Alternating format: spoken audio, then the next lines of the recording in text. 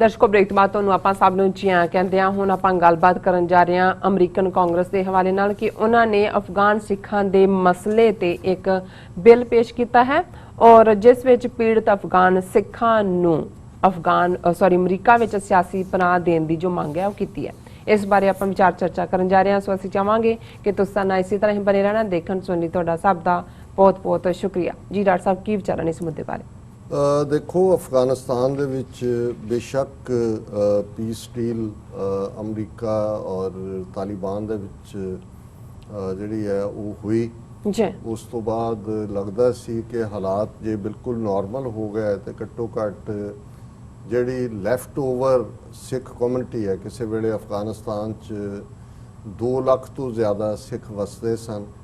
उन्हां चों भी जिहड़े ने बहुत इकनॉमिकली साउंड सन और एक स्टेज ते लगभग 30% जिहड़ी इकोनॉमी है अफगानिस्तान की, मैं 1970s की गल करदा वो सिखां दे कोल सी और सिख उत्थे बिना किसी डर खौफ तो बराबरी दे नाल जिवें अफगान कबीलियां दी परंपरा है, उन्हां दी ट्रैडिशन है और वो भी सिखां नूं एक अलग कबीले दे तौर दे उत्ते ही उन्हां दी मानता सी, उन्हां दे लई बड़ा मुहब्बत और प्यार, और वो सारे एवरी इंच पठान ही सन। उन्होंने पश्तो जबान भी उन्होंने पश्तो और रहन सहन पहरावा भी उवें ही सलवार और कुर्ता और उस किस्म के ही लम्मे झम्मे। और जिवें साडे एक व्यूअर ने एक बार लिखा सी कि दे आर डबल सिक्स है नी, और उन्होंने कहा एक वो पठान ने, पठान अपने आप च फियर्सली एक सिख ने। लेकिन हालात बदले 1979 च सोवियत यूनीयन का जिहड़ा उन्हें ऑकूपाई किया और फिर शुरू हो गया उन्होंने उत्थों कड्ढण दे लई जिहड़ा आलमोस्ट इस्लामिक जिहड़ा होली वॉर दे नां थल्ले अमरीका पाकिस्तान और इस्लामिक वर्ल्ड एक पासे आया। लेकिन एक तो उसने भी जिथे अफगानिस्तान की इकोनॉमी नूं भी डैमेज किया, उत्थे ज़ाहिर है जदों ये वॉर शुरू हुंदी है ये भी एक तबाही हुंदी है और उहदे च फिर जिहड़ा एक तबका है जिहड़ा खास तौर ते लुट खोह दे विच, और ये भी अफगानिस्तान दे एक कल्चर का भी हिस्सा रहा है कि जिहड़ी फिरौती लैना है जां दूसरा तीसरा ये भी एक हिस्सा हुंदा है व्यापारियों तो दूसरियां तो। सो पहली जिहड़ी हिजरत तां उस दौर दे विच ही शुरू हुई, फिर बहुत वड्डे पैमाने ते नहीं सी, उत्थों जिहड़े आए भी कुछ पेशावर आ गए, वेट करन लगे कि बई जदों ये जंग जित्ती जाएगी वापस जावांगे। फिर जदों तक 1988-99 तक ये गल मुक्की, फिर जिहड़ा अफगानिस्तान के कब्जे नूं लै के इंटरनेसाइन जिन्हों कहंदे ने वॉर शुरू हो गई। एक पासे तालिबान सी, एक पासे मसूद सी ताजक और उज़्बेक, अगले 8-10 साल वो चलता रहा रहन खून उहदे फिर सफ़र किए। फिर 9/11 हो गया जदों तक थोड़ी देर तालिबान का रहा, फिर अपने किस्म के हुण ये भी होया कि जदों उस पीरीयड च जदों तक कल्ला अफगानां दे नाल जां उन्हां दे कबीलियां दे लोकां नाल ही वाह सी वो समझदे सी। फिर जदों सोवियत यूनीयन के खिलाफ वॉर के वेले मिडल ईस्ट वालियां जड़ियां तंजीमां दे लोग भी आए, उन्होंने जिहड़ी वो मोमन और काफर वाली लाइन है उन्होंने सीधे तौर पर खिंचिया होया सी। सो उहदा भी एक नतीजा सी कि भी उन्हां दे प्रति एक इनटॉलरेंस आई और कोड भी आए कि ये पाओ तो ये करो और किते ना किते जजिया देने वाली गल भी आई। लेकिन उसनूं भी उन्होंने क्योंकि इस गल का ध्यान रहे कि जिहड़े अफगान सिख ने जिवें कश्मीरी सिख ने वो कोई पंजाब चों जाके उत्थे नहीं वसे हुए, वो उत्थों दे ओरिजिनल इनहैबिटेंट्स। क्योंकि गुरु नानक साहब अफगानिस्तान गए, काबल दे विच दूसरियां थावां ते जलालाबाद गुरु नानक साहब का चश्मा शाही इतिहासक गुरुद्वारे ने गुरु नानक साहब की याद च, और हर बाई एवरी इंच जिवें मैं कहा भी वो पश्तो स्पीकिंग पठान ने। लेकिन बहुत वार जदों असीं एक फिलसॉफिकल गल्लां करते हैं ग्राउंड के उत्ते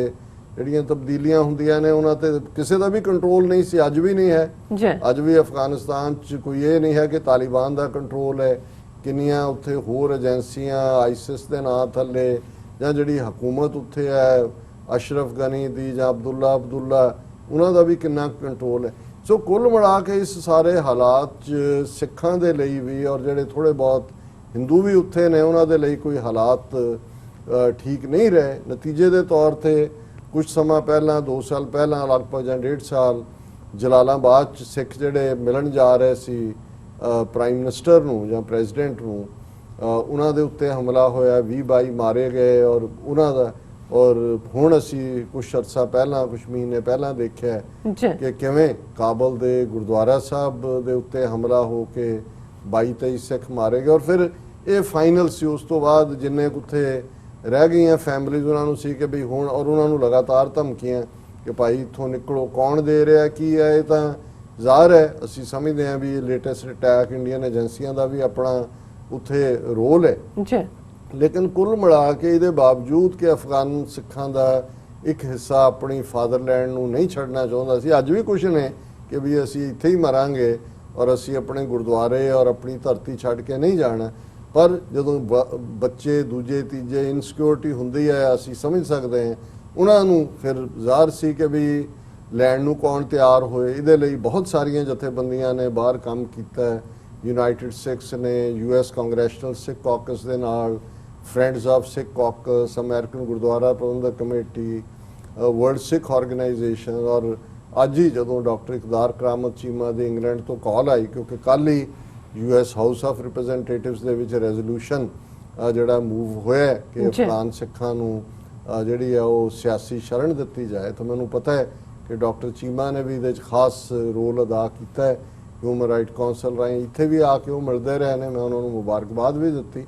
ਕਿਉਂਕਿ ਹਾਲ ਦੀ ਘੜੀ ਇਹ ਤਾਂ ਨਹੀਂ ਸੀ ਹੋ ਸਕਿਆ ਕਿ ਉੱਥੋਂ ਡਾਇਰੈਕਟ ਅਮਰੀਕਾ, ਕੋਵਿਡ-19 ਦਾ ਵੀ ਚੈਲੰਜ ਸੀ, ਲੇਕਿਨ ਯੂਨਾਈਟਿਡ ਸਿੱਖਸ ਨੇ ਇੰਨਾ ਕੀਤਾ ਕਿ ਉਹਨਾਂ ਦੇ ਪਾਸਪੋਰਟ ਔਰ ਦੂਸਰੇ ਲਵਾ ਕੇ ਇੱਕ ਟੈਂਪਰੇਰੀ ਐਗਜ਼ਿਟ ਦੇ ਤੌਰ ਤੇ ਬਹੁਤ ਸਾਰੇ ਉਹਨਾਂ ਚੋਂ ਦਿੱਲੀ ਗਏ ਨੇ, ਕਿਉਂਕਿ ਆਲਰੇਡੀ ਦਿੱਲੀ ਦੇ ਵਿੱਚ ਵੱਡਾ ਇੱਕ ਅਫਗਾਨ ਭਾਈਚਾਰਾ ਜਿਹੜੇ ਅਫਗਾਨਿਸਤਾਨ ਚੋਂ ਨਿਕਲੇ ਨੇ, ਪਰ ਉਹ ਉੱਥੇ ਵੀ ਉਹਨਾਂ ਨੂੰ ਇਹ ਵੀ ਪਤਾ ਹੈ ਕਿ ਅਲਟੀਮੇਟਲੀ ਜਿੱਥੇ ਇੰਡੀਅਨ ਪ੍ਰੋਪੇਗੈਂਡਾ ਜਾਂ ਇੰਡੀਅਨ ਗਵਰਨਮੈਂਟ ਉਹਨਾਂ ਨੂੰ ਇਸਤੇਮਾਲ ਕਰੇਗੀ ਅਗੇਂਸਟ ਉਹਦੇ ਆਪਣੀ ਧਰਤੀ ਦੇ ਲੋਕਾਂ ਦੇ, ਉੱਥੇ ਉਹਨਾਂ ਦੇ ਲਈ ਵੀ ਕੋਈ ਨੌਕਰੀਆਂ, ਕੋਈ ਕੰਮਕਾਰ, ਬਹੁਤ ਸਾਰਿਆਂ ਨੂੰ ਤਾਂ ਪਸ਼ਤੋ ਤੋਂ ਬਿਨਾਂ ਦੂਸਰੀ ਜ਼ਬਾਨ ਵੀ ਨਹੀਂ ਆਉਂਦੀ, ਲੇਕਿਨ ਬਾਹਰ ਜਿਹੜੀਆਂ ਸਿੱਖ ਜਥੇਬੰਦੀਆਂ ਨੇ ਉਹਨਾਂ ਦੀ ਕੋਸ਼ਿਸ਼ ਹੈ ਕਿ ਅਸੀਂ ਉਹ ਪ੍ਰਬੰਧ ਕਰ ਦਈਏ ਜਿੱਥੇ, ਔਰ ਕੁਝ ਅਮੀਰ ਸਿੱਖ ਆਏ ਨੇ ਅੱਗੇ, ਜਿਵੇਂ ਯੂਨਾਈਟਿਡ ਸਿੱਖਸ ਵਾਲੇ ਮੈਨੂੰ ਦੱਸ ਰਹੇ ਸੀ ਇੱਕ ਕੈਲੀਫੋਰਨੀਆ 'ਚ ਨੇ, ਉਹਨਾਂ ਨੇ ਕਿੰਨੇ ਲੱਖ ਦਿੱਤਾ, ਉਹਨਾਂ ਨੇ ਕਿਹਾ ਜੀ 1 ਸਾਲ ਦਾ ਜਿੱਥੇ ਵੀ ਉਹ ਰਹਿਣ ਉਹਨਾਂ ਦਾ ਪ੍ਰਬੰਧ, ਕਿਰਾਇਆ, ਉਹਨਾਂ ਦਾ ਖਰਚਾ, ਇਹ ਉਹ। ਸੋ ਇਸ ਦੇ ਵਿੱਚ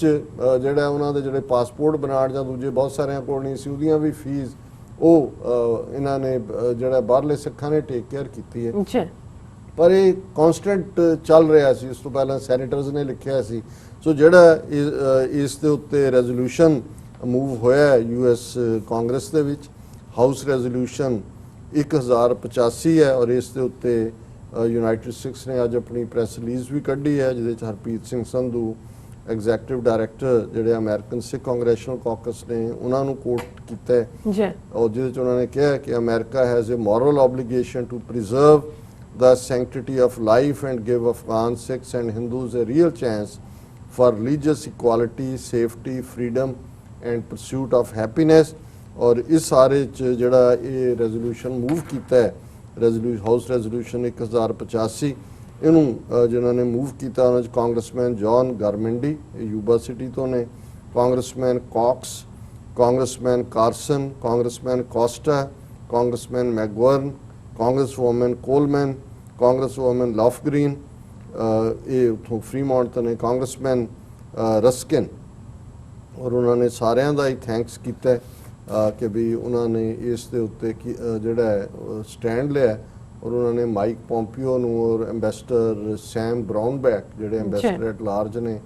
ਉਹਨਾਂ ਨੂੰ ਦੀ ਤਾਰੀਫ ਕੀਤੀ ਹੈ ਕਿ ਉਹ ਬੜੇ ਮਜ਼ਬੂਤ ਰਹੇ ਨੇ ਅਫਗਾਨ ਸਿੱਖਾਂ ਦੀ ਪ੍ਰੋਟੈਕਸ਼ਨ ਦੇ ਲਈ। ਔਰ ਯੂਨਾਈਟਿਡ ਸਿੱਖਸ ਨੇ ਕਿਹਾ ਕਿ ਵੀ ਅਸੀਂ ਉਹਨਾਂ ਦੀ ਐਡਵੋਕੇਸੀ ਔਰ ਇਸ ਸਾਰੇ ਦੇ ਵਿੱਚ ਅਸੀਂ ਰਵਾਂਗੇ ਔਰ ਅਸੀਂ ਉਹਨਾਂ ਨੂੰ ਅਸਿਸਟ ਕਰਾਂਗੇ ਤਾਂ ਕਿ ਉਹ ਅਮਰੀਕਾ ਦੇ ਵਿੱਚ ਉਹਨਾਂ ਨੂੰ ਅਸਾਈਲਮ ਮਿਲੇ, ਕੈਨੇਡਾ 'ਚ ਮਿਲੇ, UK 'ਚ ਮਿਲੇ ਜਾਂ ਜਿੱਥੇ ਵੀ ਉਹ ਜਾਣਾ ਚਾਹੁੰਦੇ ਨੇ। ਔਰ ਇਸ ਸਾਰੇ ਦੇ ਉੱਤੇ ਜਿਹੜਾ ਮੈਂ ਵੀ ਖੁਸ਼ੀ ਦਾ ਇਜ਼ਹਾਰ ਕਰਦਾ ਹਾਂ ਕਿਉਂਕਿ ਅਸੀਂ ਇਸ ਕੋਸ਼ਿਸ਼ ਸੀ ਕਿ ਬੇਸ਼ੱਕ ਉਸ ਖਤਰੇ ਦੇ ਜ਼ੋਨ 'ਚੋਂ ਨਿਕਲ ਕੇ ਉਹ ਦਿੱਲੀ ਤੱਕ ਪਹੁੰਚ ਗਏ ਨੇ, ਪਰ ਇਹ ਵੀ from frying pan to fire ਵੀ ਉੱਥੇ ਵੀ ਉਹ ਸੇਫ ਸਿਕਿਉਰ ਨਹੀਂ ਨੇ ਕਿਉਂਕਿ ਅਲਟੀਮੇਟਲੀ ਉਹਨਾਂ ਨੂੰ ਵਰਤਣਗੇ ਵੀ ਆਪਣੇ ਸਿਆਸੀ ਮਕਸਦ ਲਈ। ਤੇ ਸਾਡਾ ਸੀ ਕਿ ਵੀ ਉੱਥੋਂ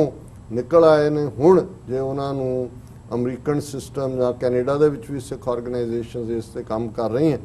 ਤੇ ਉਹਨਾਂ ਦੀ ਜਿਹੜੀ ਹੈ ਇਹਨਾਂ ਮੁਲਕਾਂ ਦੇ ਵਿੱਚ, ਤਾਂ ਕਿ ਉਹਨਾਂ ਦੇ ਬੱਚੇ ਬੱਚੀਆਂ ਦਾ ਫਿਊਚਰ ਵੀ ਹੋਏ। ਔਰ ਜਦੋਂ ਜੇ ਅਫਗਾਨਿਸਤਾਨ 'ਚ ਹਾਲਾਤ ਨਾਰਮਲ ਹੋਣਗੇ ਜੀ ਤੇ ਫਿਰ ਉਹਨਾਂ 'ਚੋਂ ਬਹੁਤ ਸਾਰੇ ਆਪਣੀ ਧਰਤੀ ਨਾਲ ਜੁੜੇ ਹੋਏ ਲੋਕ ਨੇ ਔਰ ਉਹ ਸਿੱਖੀ ਨੂੰ ਬਹੁਤ ਪਿਆਰ ਕਰਦੇ ਨੇ। ਗੁਰਦੁਆਰਿਆਂ ਨੂੰ ਉਹ ਨਹੀਂ ਸੀ ਛੱਡਣਾ ਚਾਹੁੰਦੇ, ਕਈ ਰੋ ਰਹੇ ਸੀ ਭੋਬਾਂ ਮਾਰ ਕੇ ਕਿ ਵੀ ਅਸੀਂ ਇਸ ਗੁਰੂ ਦੀ ਧਰਤੀ ਨੂੰ ਛੱਡ ਕੇ ਜਾ ਰਹੇ। ਜੀ ਔਰ ਇਹ ਜਿਹੜਾ ਰੈਜ਼ੋਲੂਸ਼ਨ ਹੈ ਉਹਦੇ 'ਚ ਉਹਨਾਂ ਨੇ ਬੜੀ ਜਿੱਥੇ ਦਹਿਸ਼ਤਗਰਦੀ ਨੂੰ ਕੰਡੈਮ ਕੀਤਾ ਹੈ, ਉੱਥੇ ਉਹਨਾਂ ਨੇ ਇਹ ਕਿਹਾ ਕਿ ਵੀ ਇਹਨਾਂ ਨੂੰ ਰੈਕਗਨਾਈਜ਼ ਕੀਤਾ ਜਾਏ, ਕਿਉਂਕਿ ਉਹਨਾਂ ਨੂੰ ਜਿਹੜੀ ਹੈ ਇਮੀਨੈਂਟ ਇੰਪੈਂਡਿੰਗ ਡੇਂਜਰ ਹੈ ਅਫਗਾਨਿਸਤਾਨ 'ਚ। ਔਰ ਇਹਨੂੰ ਅਸੀਂ ਸਪੋਰਟ ਕਰਦੇ ਹਾਂ ਕਿ ਇਹਨਾਂ ਸਿੱਖਾਂ ਨੂੰ ਯੂਨਾਈਟਿਡ ਸਟੇਟਸ ਦੇ ਵਿੱਚ United States refugee admissions program pursuant to section 207 of immigration and nationality act, ਇਹ ਉਹਨਾਂ ਨੂੰ ਇੱਥੇ ਸੈਟਲ ਕੀਤਾ ਜਾਏ। ਔਰ ਇਹ ਸਾਰੇ ਦੇ ਉੱਤੇ ਅਸੀਂ ਬਾਕੀ ਵੀ ਸਿੱਖ ਜਥੇਬੰਦੀਆਂ ਨੇ ਜਿਹੜਾ ਹੈ ਉਹ ਧੰਨਵਾਦ ਕੀਤਾ ਹੈ ਕਾਂਗਰਸਮੈਨਾਂ ਦਾ। ਜੀ ਔਰ ਅਸੀਂ ਹੋਪ ਕਰਦੇ ਹਾਂ ਕਿ ਇਸ ਦੇ ਉੱਤੇ ਫਰਦਰ ਕਾਰਵਾਈ ਹੋਏ। ਜੀ ਡਾਕਟਰ ਸਾਹਿਬ, ਬਿਲਕੁਲ ਇੱਥੇ ਲੈਣਾ ਬ੍ਰੇਕ। ਵਿਊਅਰਸ, ਤੁਸੀਂ ਕਿਤੇ ਨਹੀਂ ਜਾਣਾ, ਮਿਲਦੇ ਹਾਂ ਆਫਟਰ ਦਿਸ ਸ਼ਾਰਟ ਬ੍ਰੇਕ।